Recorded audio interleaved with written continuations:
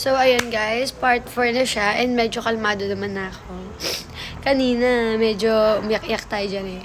Ewan ko, basta kapag ini-imagine ko na yung mga, or ini-imagine or nire-reminisce ko yung mga times na inaatake ako that time, sobrang hirap talaga. Nakakatakot siya.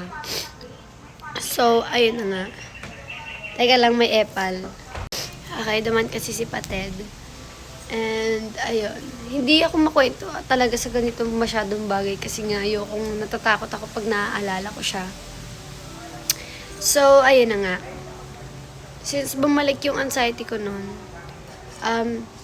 yung ex ko kasi noon, LDR kami that time. So, nagmamakaawa ako sa kanya noon na, puntahan mo ko kasi nahihirapan ako. Hindi rin kasi okay yung family ko sa kanya noon. Hindi rin ganun ka